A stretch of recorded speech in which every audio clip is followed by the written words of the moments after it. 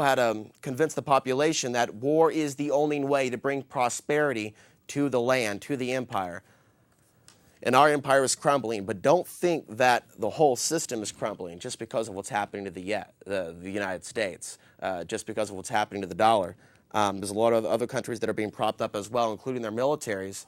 So we're all being set up to take the fall. So we have to understand that collectively we're responsible for our government gone awry. If we choose to stay in the bar and drink all night and focus simply on the things that bring us immediate pleasure, or to constantly live in vacation mindset that we don't have to be responsible for the things that happen in our name, if we all act like that and we all jump into the Chuck E. Cheese ball of plastic, balls and balls of little plastic balls and play video games all day, and we're going to eventually end up getting really screwed up in the end. Ralph Nader said a quote, there's some people that say to me they're not turned on by politics. Well, if you're not turned on by politics, politics will eventually turn on you.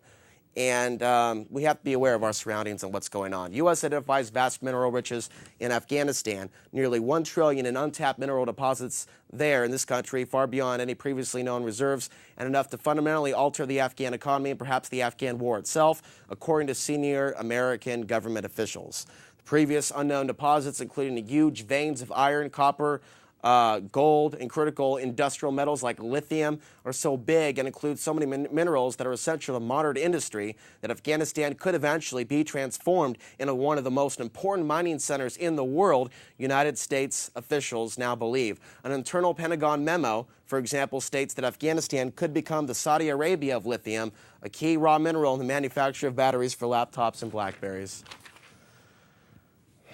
It's not just about oil and dope, my friends. And they're guiding the direction of the cultivation of these poppy fields. They're protecting the poppy fields, but they say that they can't let it get in the hands of the Taliban, so they have to make sure that they're protecting it, making sure nothing happens to those poppy fields. But no one asks the question where they go from that point on, while they build up more prisons in the United States. So we covered the oil spill in China, we talked about some earthquakes, and now we're going to continue on with some of the other economic updates. But first, we'll start with one of these comical stories here. Darth Vader robs a bank on Long Island. Someone goes into a bank dressed as Darth Vader. There's video of this as well online. A lot of weird stories going on. Man wearing a Darth Vader mask and cape robbed the Chase Bank branch on Long Island on Thursday. Instead of using a lightsaber, Darth threatened the teller with a semi-automatic gun. The teller gave the robber some cash from the bank. A customer started to battle Vader inside the bank. And the thief, described as being 6'2", took off running. In addition to the mask and cape, he was also wearing camouflage pants. He took off on a bike. Witnesses says his cape was waving behind him as he ran. On to the other reports. We'll also take some phone calls real briefly. 503-288-4442. We'll try to get some phone calls in now in the next 10 minutes, and then we'll play this video voiced over by David Icke. Tier 5 unemployment extension calls grow louder. The calls for a so-called Tier 5 unemployment extension are growing louder every day in tandem with the number of unemployed Americans growing unabated on a daily basis. We've got U.S. bank failures reaching 103 so far this year. Alrighty. And after that, we've got the national debt. We've got, mid-year budget review by the Obama administration forecasts the deficit will be $1.47 trillion this year and $1.42 trillion next year as the U.S. struggles to recover from the recession.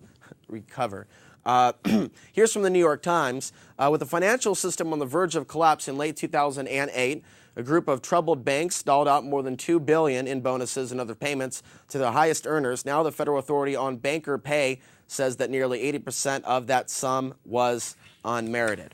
So now on to some positive news. There's a lot of resistance against red light cameras in Arizona. I also found out this morning, looking around, that there's some massive resistance popping up in the UK. So there seems to be this collective critical mass on certain issues where the people of the world move together. That's why it's important to understand the issues that affect us all instead of staying in our own box. So we can use that momentum, use that energy to catapult us forward, to break through the chains that are holding us back, to break through the walls of suppression and control. Portland attorney Mark Ginsburg, who's coming on the show in several weeks, that's right, I talked with him on the phone for about a half hour, fights red light camera ticket and wins. This is from the Oregonian. He was certain he didn't blast through a red light next to Portland City Hall on February 2nd, so he was surprised to get the ticket in the mail. Like thousands of drivers every year, the camera caught him in the act, allegedly. It seemed like an open and shut case, but Ginsburg, an attorney, specializes in bike law, dug deeper than most. He was willing to do the homework, get a little bit of knowledge about the law. And so he took a little bit closer and sought discovery for his upcoming trial.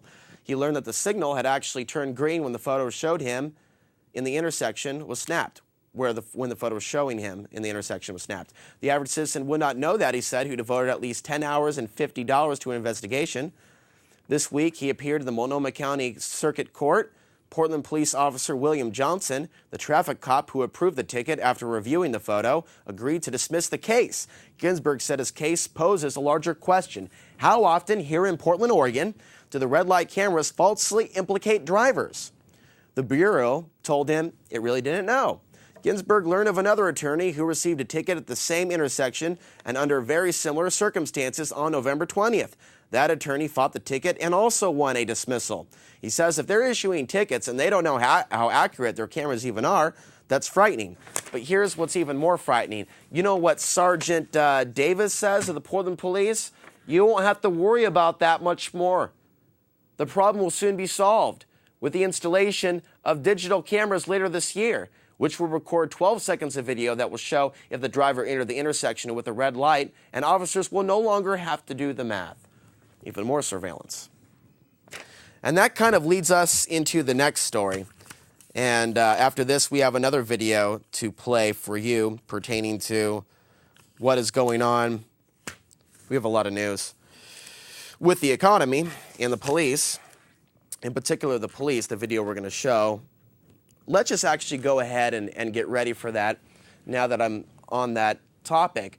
So we know about all these toys the police departments are being given, alleged non-lethal weapons and tasers. And then the guise of being non-lethal and, hey, at least we're not shooting you, they're getting all types of toys of suppression that they're using in very lax, liberal ways against women, elderly. Just from the guise of being non-lethal, it's another way that a cop can dominate another human being. And this clip I just saw this morning, what it pertains to is Seattle, Washington. They're being approached by this contracting company that has this flashlight where you flash someone in the eyes and it disorients them, and there's some versions of this that can cause extreme pain. There's different versions of a light that's flashed towards the eyes that cause different effects on basically the victim.